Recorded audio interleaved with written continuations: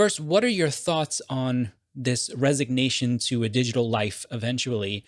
And do you think there might be an in between space where people, maybe an entire generation, genuinely pushes back against it? I think this is one of those stories that the tech industry likes to tell us. This is inevitable. And Mark Zuckerberg actually uses this word when he talks about the metaverse. This is inevitable. You can't do anything about it. It's coming. Embrace it, basically. Okay. And yeah, I mean, just like you're pushing back, I always push back on my students. I say, is it really inevitable? Welcome to the neutral ground.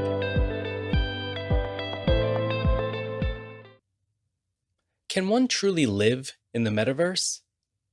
In the future, will we humans shed our mortal husks in order to slip into something a little more digital? What exactly does Mark Zuckerberg mean when he says the metaverse is inevitable? These are a few of the questions at the heart of my conversation with Dr. Tim Gorichanaz. If you're interested in the future of dwelling in the metaverse or in digital spaces, you're going to want to read Tim's article entitled Being at Home in the Metaverse? Prospectus for a Social Imaginary. The unique part of Tim's article is that he uses Heidegger to discuss what it means to dwell through Heidegger's fourfold concept. And if you don't know what that is, and I'll confess that I didn't before reading Tim's article, just keep listening and we'll let Tim do the rest. We talk about Charles Taylor's malaise of modernity, the problems of defining reality, and the struggle of being. We also break down Mark Zuckerberg's 6 themes of the metaverse and voice some of our concerns and excitements involving this technology. Added bonus: for those of you who like puzzles and scavenger hunts, if you pay attention carefully, you can pinpoint the exact moment that I get the flu that will knock me on my butt for a week. If you locate that moment, go ahead and put it in the comments below for an additional 1,000 bonus points. If you want to be a part of our movement to bring civil discourse back into the mainstream, hit the subscribe/follow button, click like, and leave a kind, thoughtful comment for me and my guest. As always, I appreciate your time and efforts. I hope you enjoy my conversation with Dr. Tim Gorichanaz. Tim, welcome to the neutral ground. Now, before we get into the specifics of your article entitled Being at Home in the Metaverse? Prospectus for a Social Imaginary, I want to begin by asking you, what were your thoughts on the metaverse or social technologies prior to beginning your study? Yeah, that's a great question.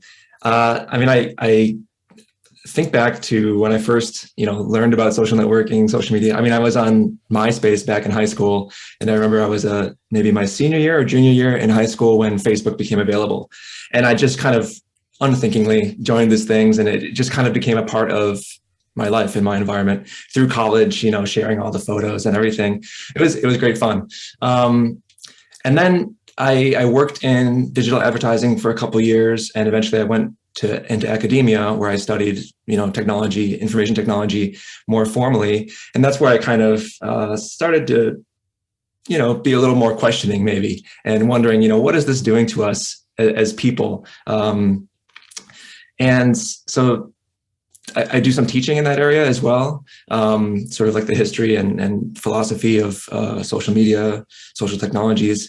And so that's kind of the lens I was coming to. And in particular, I teach this class on what's called ubiquitous computing, which is the idea that computers are everywhere. It's not just a thing on your desk anymore. It's computing is happening all around us. It's in our pockets. It's on our wrists. And what does that mean? So I've been teaching this class for the past couple of years, and all the while, this notion of the metaverse has kind of been in the background, a very low hum. And then October 2021, it made a huge splash, which we're all well aware of now because the company Facebook changed its name to Meta. They proclaimed that they were now no longer in the business of social media, but they're in the business of the metaverse. And so I was thinking, okay, wow, this is really interesting. This is something new. What does that possibly mean? So that's where my head was at when I came to writing this paper. That's really where it came from. So 2 things come to mind right away. 1, I want to take your class. That class sounds fantastic. Ubiquitous computing, is that right? Or ubiquitous computers? That's fantastic. 2, you brought me back to MySpace. and how difficult. I mean, you had to get just the right MIDI song to play in the background of your hundreds of pictures flashing everywhere. That's right. That's right. Oh, that's hysterical. All right. So I want to walk through kind of the main sections of your paper because I think you did a really brilliant job of scaffolding your discussion very carefully. So if you don't mind, let's start by establishing for the audience Heidegger's fourfold concept of dwelling, which I have to admit I was not that really aware of until I read your article. Sure. Yeah. Yeah. So maybe it would be helpful to take one step even further back from that. And it's like, what is dwelling? Why dwelling?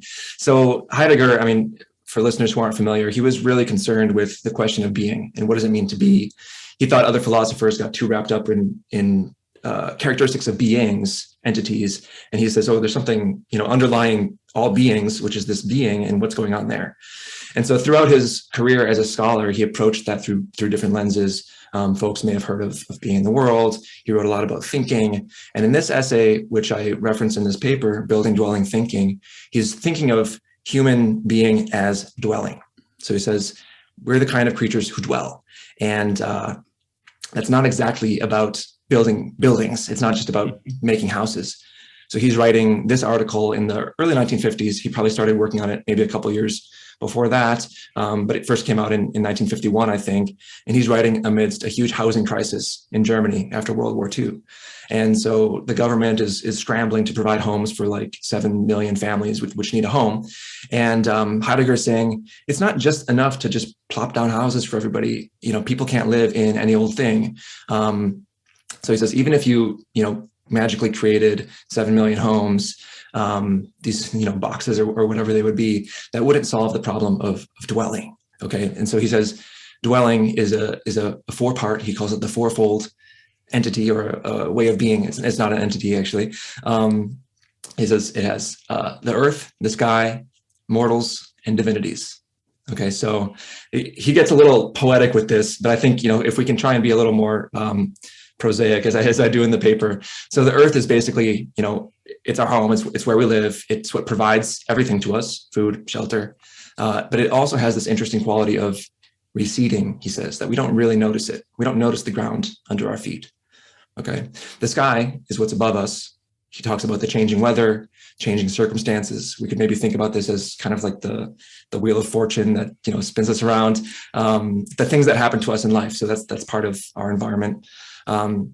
Mortals is that's us. We die. It's one of our key features, right? We don't live forever. And for Heidegger, that means that it brings our human projects into focus. It really helps us focus on what matters when we have in the back of our mind that we're not going to be here forever. And then divinities, which Heidegger had sort of a complicated relationship with Christianity. So for religious people, you might have a definition of divinities, but we could also think of it a little bit more abstractly as the spiritual element of life, or the sense that there is something beyond, or where our vocation comes from, where our interests come from, the virtues that sort of direct us and get us to strive towards excellence. Even for a non-religious person, I think you still have this kind of relationship with something more, something that we don't choose what we're interested in. For example, some of that just kind of comes to us from beyond, and that's the idea of the divinities. So that's dwelling. It has those four elements in it, and they're sort of intertwined. And so Heidegger's point is that all dwelling needs to have these four things paid attention to, basically. And I hadn't thought about this until you were explaining the fourfold too, and how it kind of also helps to support, Heidegger's famous idea of thrownness as well, right? That we're thrown into this world. And so dwelling in some ways, or the fourfold, I should say, in some ways also helps with our kind of coming to terms as well, I think, or as best as we can, with that idea of being thrown into the world. You bring up something early in the paper, and I'll admit I haven't given this much thought either, but you bring up the private great space races of Musk, Bezos, and Branson. Now, some might view those as ways of trying to push technology forward, maybe a positive thing, right? But when you apply Heidegger's fourfold, it does produce certain problems as well. So can you talk a little bit about maybe those problems and how you're connecting the fourfold with that space race? Absolutely, yeah. And I think that's a great connection to thrownness. And another one of Heidegger's big ideas is being in the world, which he writes all as one word, right? Hyphenated, being in the world. That is, we're humans, right? But we're not separate from our environment. You know, we breathe the air, which has we know now all kinds of microorganisms, and we have 10-to-1 ratio of bacteria and whatever inside of our bodies, 10-to-1 bacterial cells to human cells. So it's like, we're not really these discrete entities. You know, we're part of the world as much as anything else. And so the idea that we could, you know, move out to space and live in space indefinitely, or colonize Mars or colonize the moon, Heidegger would just say that's totally nonsense, because we have such an intimate relationship to the world that you can't just like take us out of it and have us be the same. If we could live at all, it would be a totally different kind of life, that we'd be a different species, basically. And so the same thing kind of applies to these ideas of mind uploading, the idea that everything important about us is in our brain, and if you can just freeze the brain and catalog all the neurons and program it into a computer, that would like be you. Heidegger would say that's nonsense.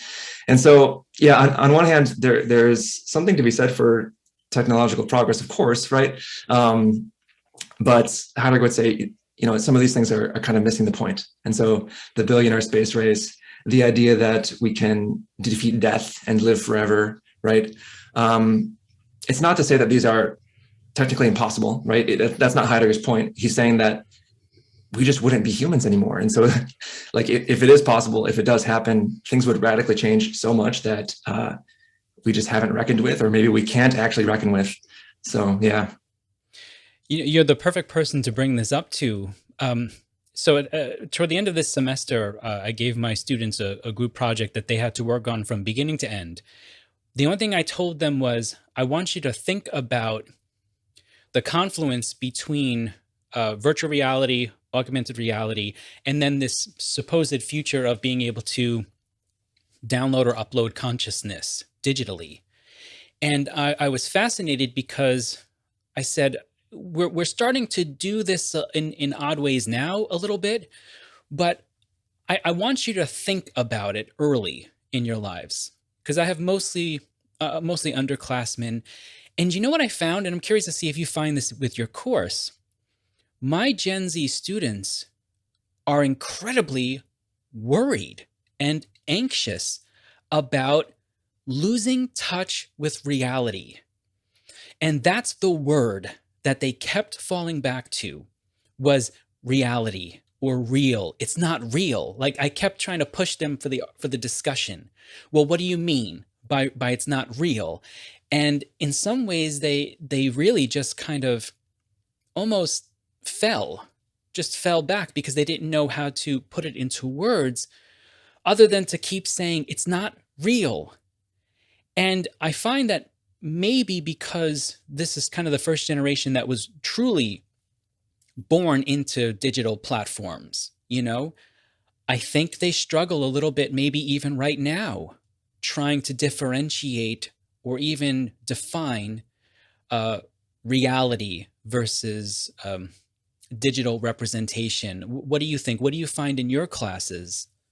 Yeah, that's really interesting. So in my ubiquitous computing class, I have the students write 3 different pieces throughout the quarter, and I give them a number of options for the kind of things they can write. And one of them is a piece of fiction, future-oriented fiction. And so we get a lot of stories, and they're all dystopian, and they're all cautionary tales, and very worried. It's interesting, this question of reality that comes up a little bit in my class, but the concerns of my students tend to be more around surveillance and privacy and this sort of like mental health effects of being always on and always watched, more so than the question of reality. But I agree that this issue of reality is really interesting and fascinating. And it also just comes back to sort of along the lines of questions of naturalness and what is natural. And it's like, well, it's very complicated to even understand what the question means. When we think about reality and technology, in some ways, it's what makes us human. It's been with us forever, right? Sharpened rocks, right? Are a form of technology. They go back as far as we do.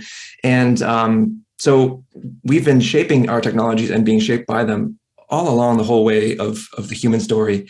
And one viewpoint I really like from this philosopher, Luciano Floridi, he's a philosopher of information.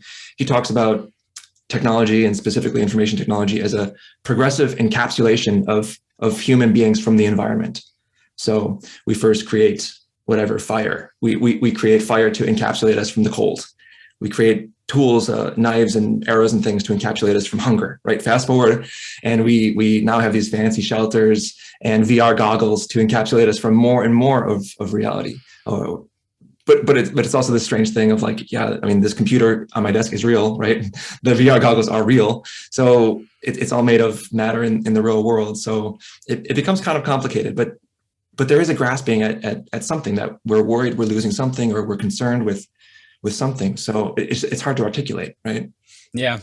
Yeah. And this will, we'll get to it in just a second, but also this idea, this problem of grasping and feeling like we're, as I was reading your article early on, uh, believe it or not, the malaise of modernity with Charles Taylor was actually, you put it in my head, maybe without even realizing it.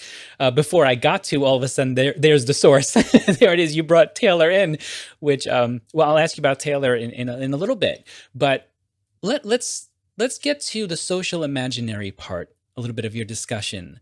So, what does that mean in the context of your essay? How are you using this term social imaginary? Yeah. So very basically, social imaginary, these are the stories that we tell ourselves about our world. They're the stories that we use to make sense of our shared reality. They help us understand it, but then they also have this second layer of further forming that reality. So as you mentioned on this topic, I really drew from Charles Taylor, who wrote a lot about this. Last year, I made my way through his, epic, very difficult tome, which I'm blanking on the name right now. It's A Secular Age, right? A Secular Age. Yeah.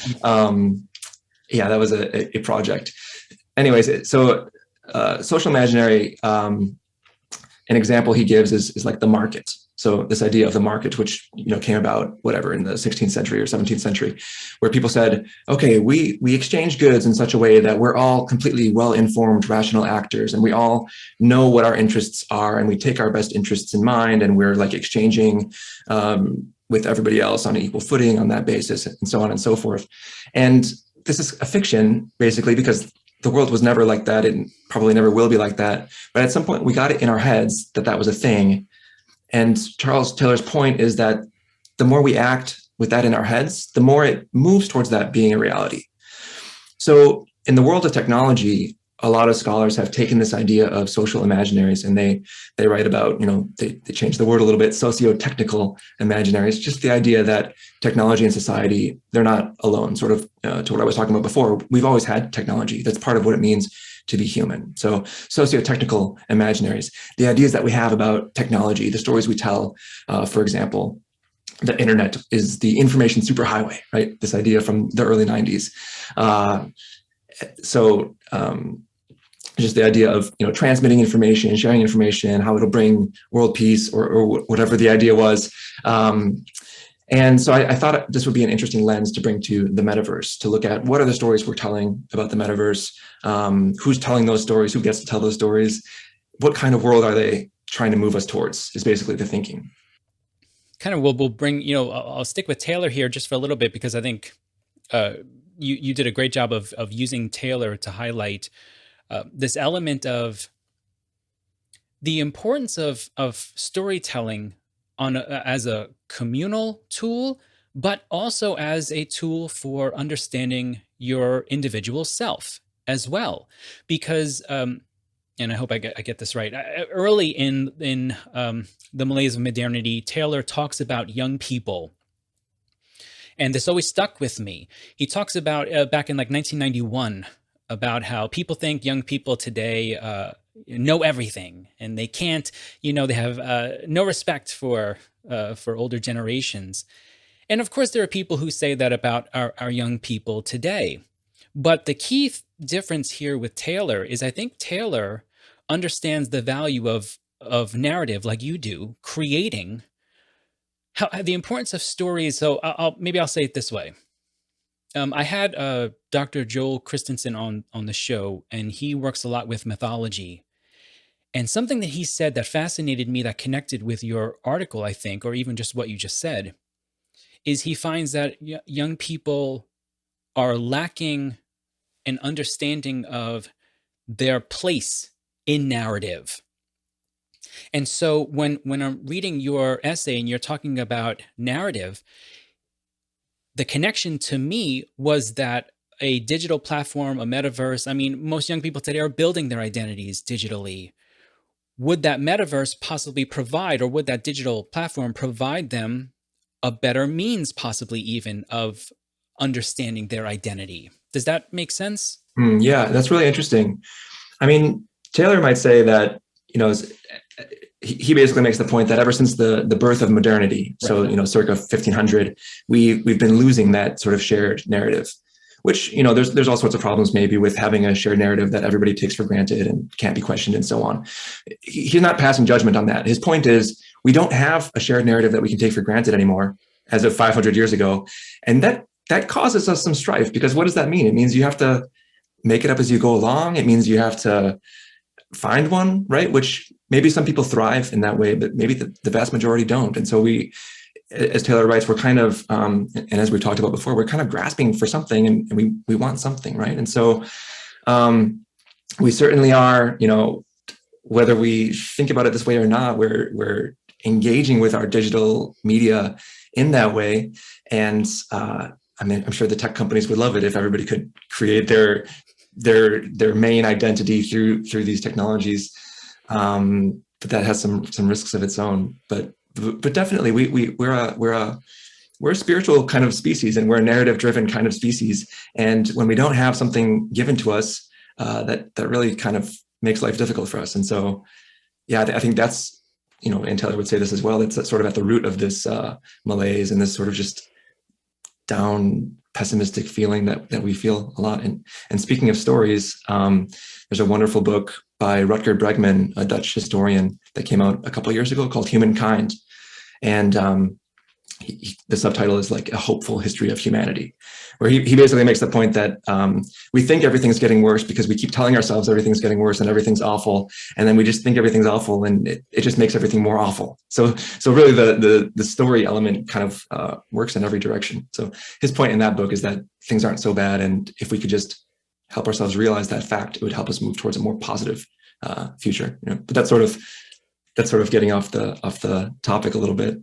No, I see a definite connection, and also in some ways you're speaking to my early American side as well with Whitman. Whitman has a similar idea about things are never as bad as they seem. Things are never as good as they seem. They simply are. And sometimes that is a valuable way to approach life, right? That we seem to always feel like we have to choose either happiness or pure misery. And in truth, a word that gets lost in us today is contentment in general. It drives, I'll just say this, it drives my wife crazy sometimes. She'll ask me, how am I doing? And I'm like, fine. And she'd be like, what's wrong? And I'm like, nothing. Nothing's wrong, actually. Nothing's phenomenal. Nothing's wrong. It's a great place to be in contentment. And this, I want to kind of keep talking about this identity building a little bit as well, because I do think it's important. In the section of your essay where you talk about group identity building and social imaginary, you state the following: decision making results from civil discussions wherein all stakeholders are equal participants. Tim, civil discussions? Haven't you heard we can't have civil discussions anymore? We have no time for such things. So this might seem like a silly question, but I'd like for you to take it seriously. Why is civility in discourse important for building group identity? That's really interesting. I think that this kind of goes back to another one of these social imaginaries, which is this idea of the public sphere, right? So, whether or not it actually is the case, I think it might be helpful to act as if it is the case, or act as if it could be the case, right? And kind of would help us move towards that, some more of the civility, which sometimes we lack today. But of course, so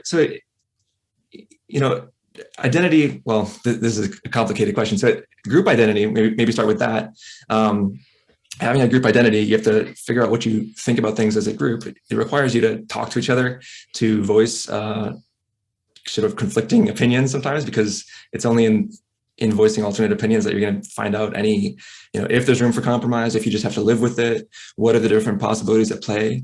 So if there isn't a space for those to come out, if you have any shared identity, it's just a farce, basically. It's not really genuine or representing anything.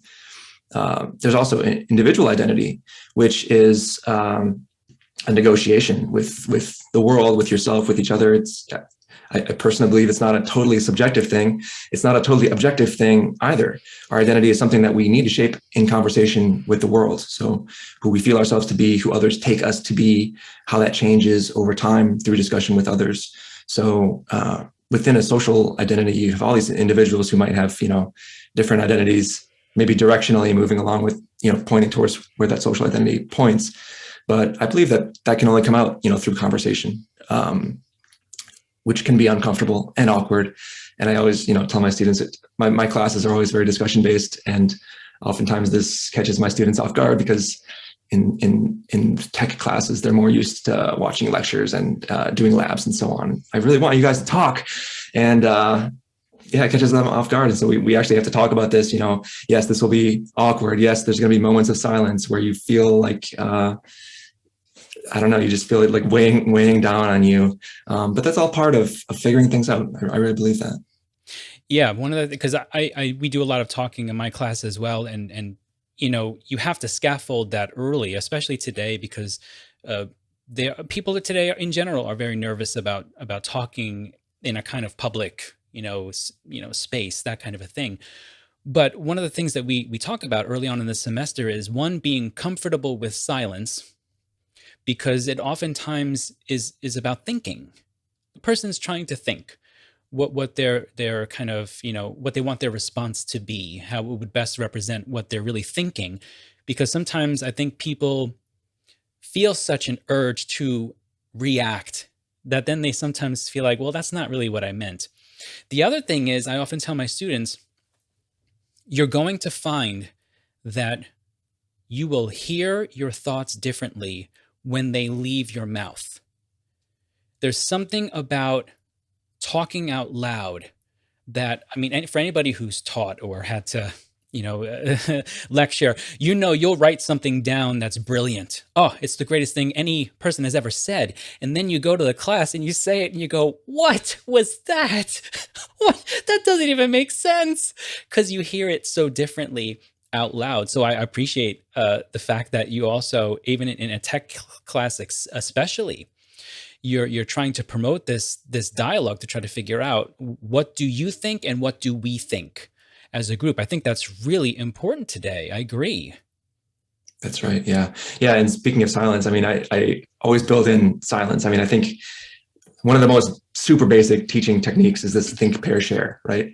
And I think, even as teachers, we often want to just jump to the pair because silence makes us uncomfortable too. But I really make it a point to have that silence where I pull out my phone and set a timer and I say, we're going to be silent for 1 minute, and here we go. And now we have this clock, which is not going to let us, shorten that at all. So yeah, I really make it clear from the start that yes, there's going to be silence in this class. Yes, it's going to be good for us. Just you wait. And it always works. Yeah, I agree. I use timers as well. They don't know this, but it's a lot of it is for me also, because the same reason, right? We have to. One of the things you learn the more you teach is to become more comfortable with silence, and that's not something you always leave school, knowing how to handle. Well, so companies whose platforms are most kind of widely and frequently used in order to build identity, whether it's individual and or group identity, you talk. Well, let me just quote you. I'll quote your actual language because I think it's easier. You write, the companies whose platforms are most widely and frequently used thus have the capacity to shape our social imaginations most deeply. Now, I'm sure I'm not the only one who reads this or hears this immediately thinks of something like Twitter, especially. I would say I have somewhat of a loaded question here, so forgive me, but is the problem with these platforms the technology, the commercialization, or is it simply us? Is it the human element? Yeah. So I mentioned this term earlier, socio-technical. And so somebody with a socio-technical lens, which, I'm among them, would kind of say, yes, and it's all of these things. And they're not separate and they're not separable, because technology development, commercialization, it works with feedback loops. So a technology company or entrepreneur might make something, people adopt it, they'll use it in ways that person could never have anticipated. It gives the company new ideas to change features and lean in on things. So, for example, super famous example that everyone's talking about nowadays is these recommendation algorithms, where Facebook, for example, realizes that certain kinds of content get more engagements. And so the recommendation algorithm gives more of that kind of content. So things that make people angry, or things that make people, well mostly angry, that gets the most engagement, it turns out. And so there's all these feedback loops. And so it's little features of the technology that sort of trigger us or get us to engage in certain ways, which then shapes our understandings. So for example, even the language of friend, right? Facebook changed what it means to be a friend. Right? What's the minimum bar to become a friend? Well, you met somebody at a conference and now you're friends, right? And how do you interact with your friends? Well, you see they post something and you click a little thumbs up, and that's what it means to be a friend. The idea of followers, right? I mean, Jesus had followers. Why do I have followers, right? So this idea that all of us need to have followers, and we, right? What I'm trying to make the point is that the language of these technologies, and the word we use is affordances, the things that they make possible in terms of interaction, the affordances of these technologies come to shape our understanding of things. And it sort of seeps into our human understandings as well, even apart from the technologies. Yeah, I mean, I think people probably had an intuition about your point about changing how we define the term friend. Yeah, Facebook really did quite a number on that, right? Because a friend is about a click of a button to a certain degree, and whether or not you accept my friendship or not, which is kind of funny in of itself. I'll just be upfront and honest. I'm not much of a social media person. Um, and I remember distinctly getting friend requests early in Facebook from people that hated me in high school for whatever reasons. And I thought, this is odd. I can't quite deal with this kind of thing, this way of doing it. And so it kind of threw me for a loop enough that I just kind of left it and said, I don't know if this is for me. Same thing with Twitter. I found so many bad faith discussions and questions that you couldn't possibly answer. I mean, whether it was the original character limit or even the expanded one, or people post images of long answers and things like that. I just found all it led to was me being more resentful, quite honestly, of people that I respected, or people that or it just changed me in some ways.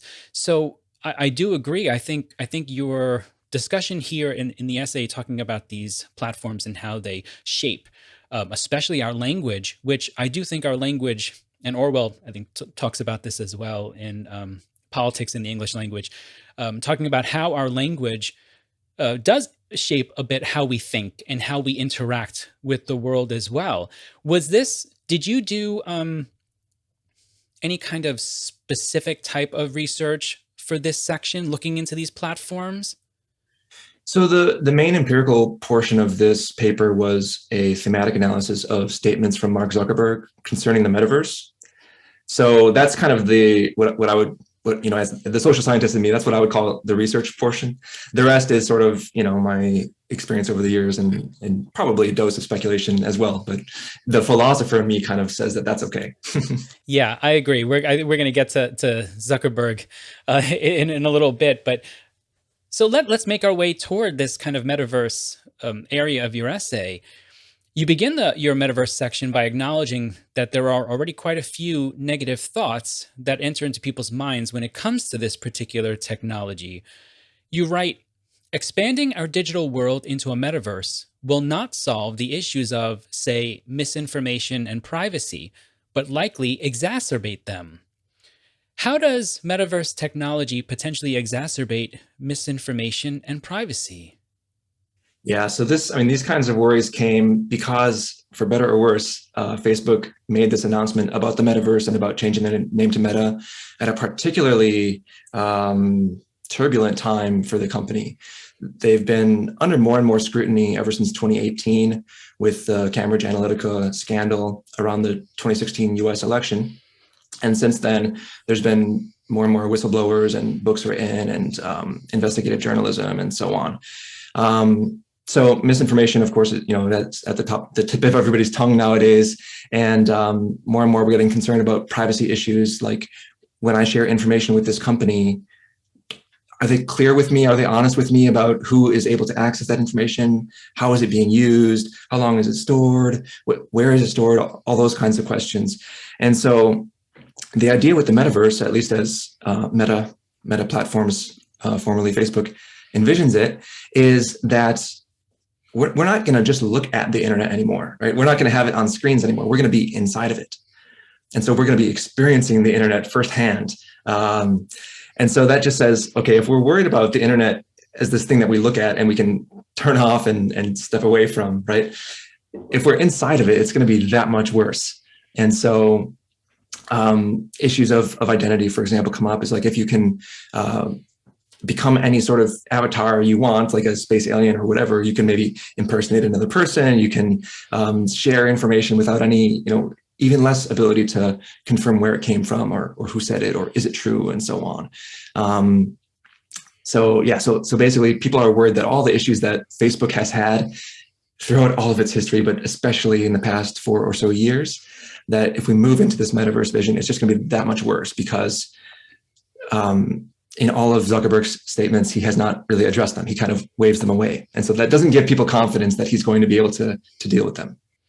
Yeah, and this is probably a piggyback off of that a little bit, but you have these beautifully sad, like Tim Burton-esque lines that I love the way that you crafted them in the essay. And so I'm going to read one of them here, and then ask you kind of a question at the tail end of it. You write, "In centuries' time, the birth of the metaverse could be seen as the completion of the information revolution, the moment at which the digital world took precedence over the physical one. Indeed, that moment has already come for some of us." I do hear, whenever I have these discussions, and I've talked to others about this, Dr. Elena Esposito, we spoke about algorithm usage with her. There is this kind of resignation in a lot of people. In other words, I keep hearing people say, look, it's coming, it's going to happen. It's going to happen, so there's no stopping it. I'd like to ask you to think about that a little bit, this resignation. When you answer this question, first, what are your thoughts on this resignation to a digital life eventually?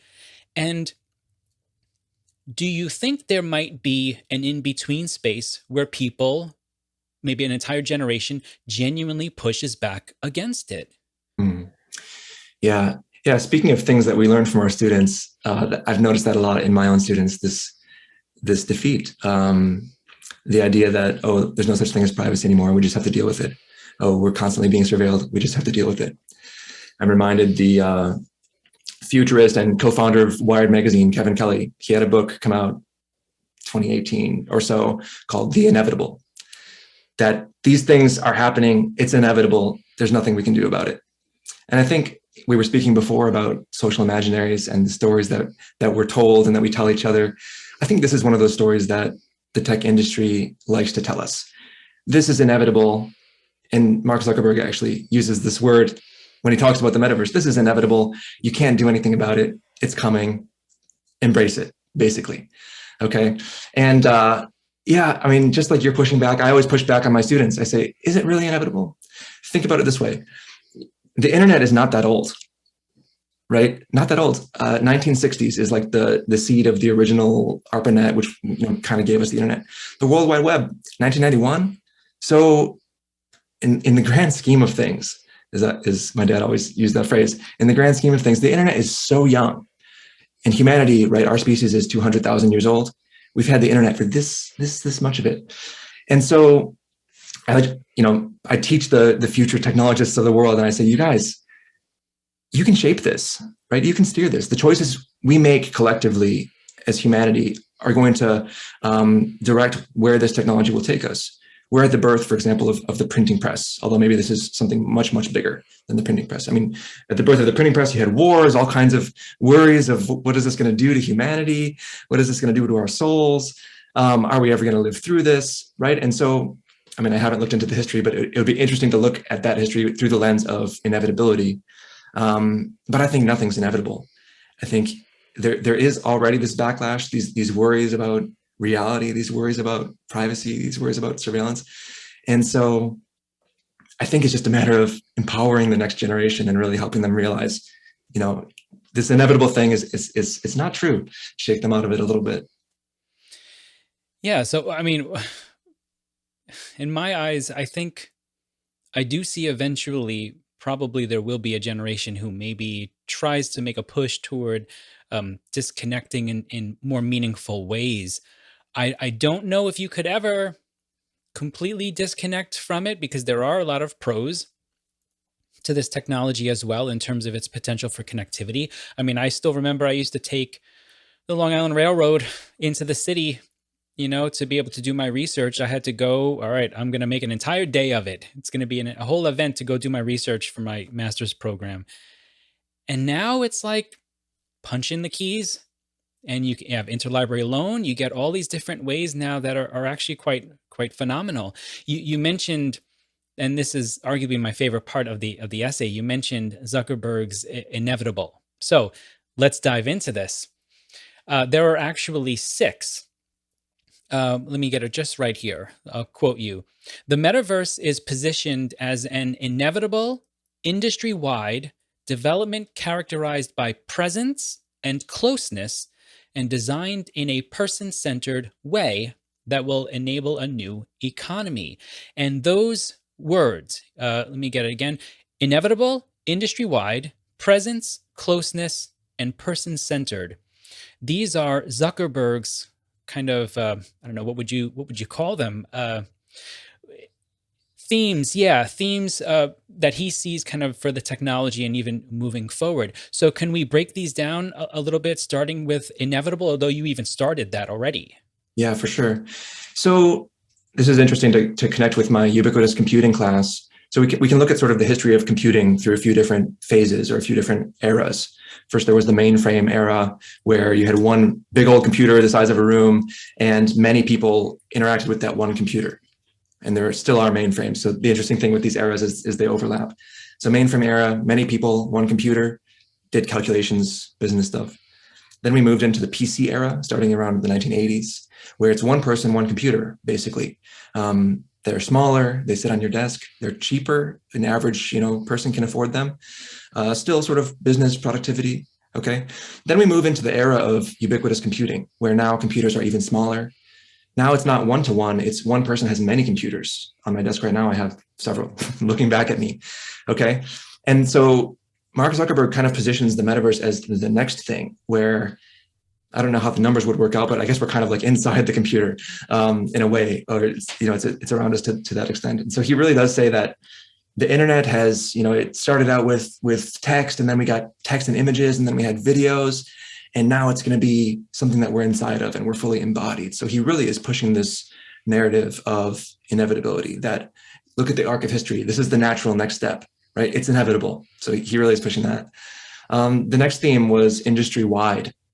So he says, and this is a little contentious maybe, but his what he says at least is that this isn't just something that Facebook or Meta is going to do. This is going to be something that the whole tech industry is going to embrace, and we're going to need shared standards and compatible technologies and all of that kind of stuff. And so thinking about, for example, analogously to the internet, there's not just one company that runs the internet. It's sort of all companies interface with the internet. So that's how he's framing the metaverse, but with a little asterisk that we might put a question mark after, and that is he renamed the company to Meta.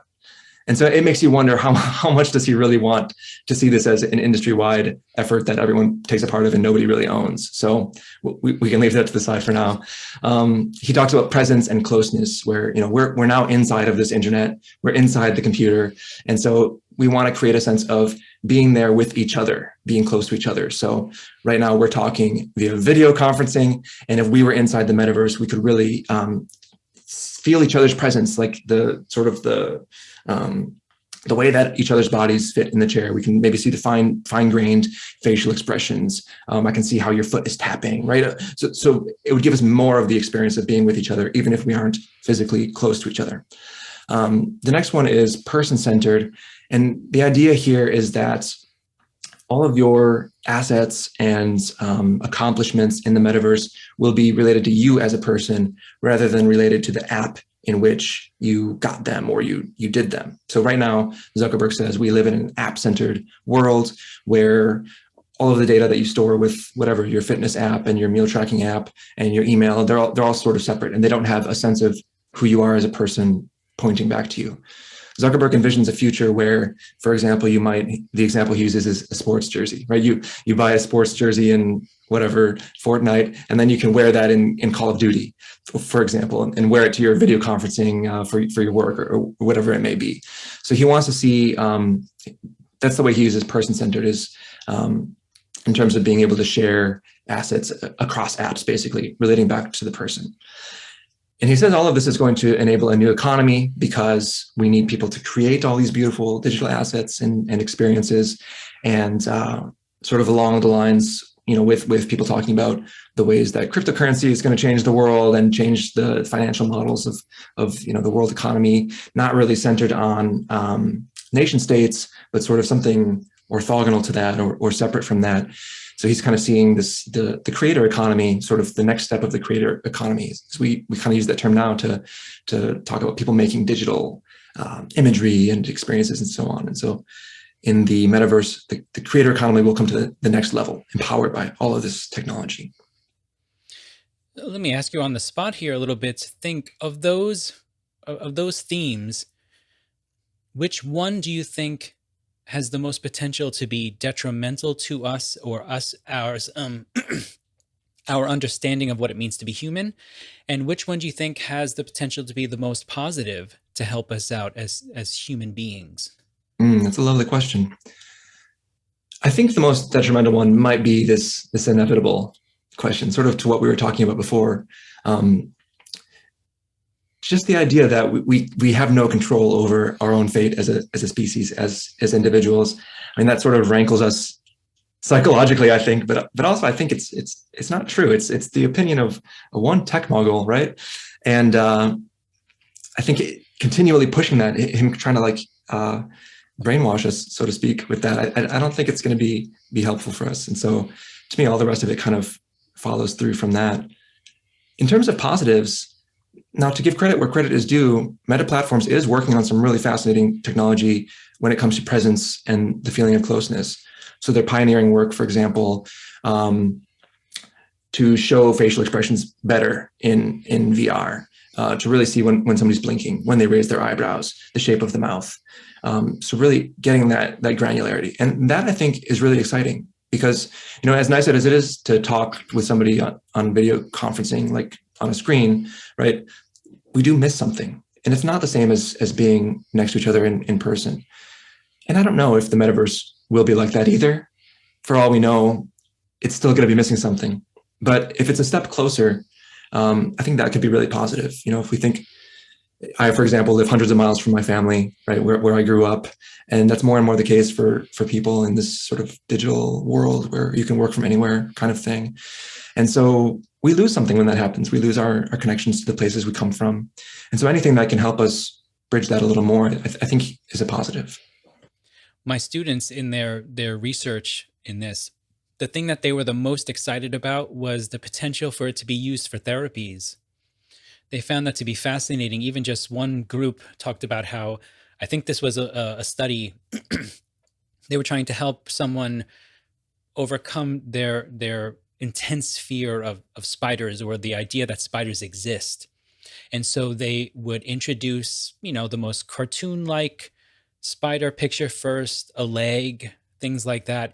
And I believe that this was genuine research that said it did help having that kind of virtual environment around this individual. It helped them to really come to terms with the fact that there is the existence of spiders. And so for that, I thought that that was actually quite positive as well, how it could help. And similar to you, the idea of being able to get that extra depth of the perception of an individual in a room, their body language, the way they're moving, those cues are actually really important in terms of how we respond to each other, just on a basic human level. I agree with you with that. Well, Tim, we're going to start bringing this to a close a little bit here. And I guess I kind of want to ask you, as someone who has thoroughly studied this idea of dwelling in the metaverse and dwelling in general, what is your opinion for how someone can approach this technology in the most healthy way possible? What are some of the potential things that they should be looking into or thinking about when they're even just kind of making their decisions? Yeah, I really appreciate that question, because as much of a downer as a lot of this stuff can be, and Black Mirror, right? We're all thinking of the negatives. It really is important to look for what we can do, what's positive, where could we go with this? And so I would bring this back to Heidegger in his in his essay, Building Dwelling Thinking. He talks about how dwelling sort of contains building, like, right? So, we build a dwelling for ourselves, like this house that I'm in, but dwelling also contains thinking. And so Heidegger writes about how dwelling and thinking go together. And he writes that the task of humans, the project of humanity for each of us, is to ever learn to dwell, he says. So we need to think about, what does it mean for me to dwell? Because change is the name of the game, right? When it comes to living, set aside the question of inevitability and whether we have agency over how technology evolves. Like, things are changing, the world is changing, it's a different place continually. And so we always need to be engaging with, what's my situation? What am I doing here? Where can I go? And if we bring this back to the fourfold, it's like, okay, Earth, where am I? What sort of is being provided to me in this moment? What do I need to give in this moment? Right, trying to see the things that are receding from us to make sure that we don't take things for granted. The sky, right, realizing that the weather changes. We can't control the weather. We just got to see what, is it raining outside? Because then I have to put on a raincoat and an umbrella, right? So we can respond to the changes that we can't control. Mortality, right? We're going to die. That's the way it is.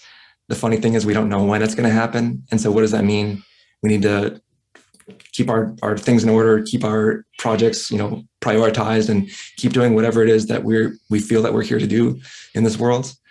And then divinities, it's like, if we don't have a project, you got to find one and see in the world what's speaking to you, where you want to go with it in your life. What do you value, right? That's maybe a good way to put it.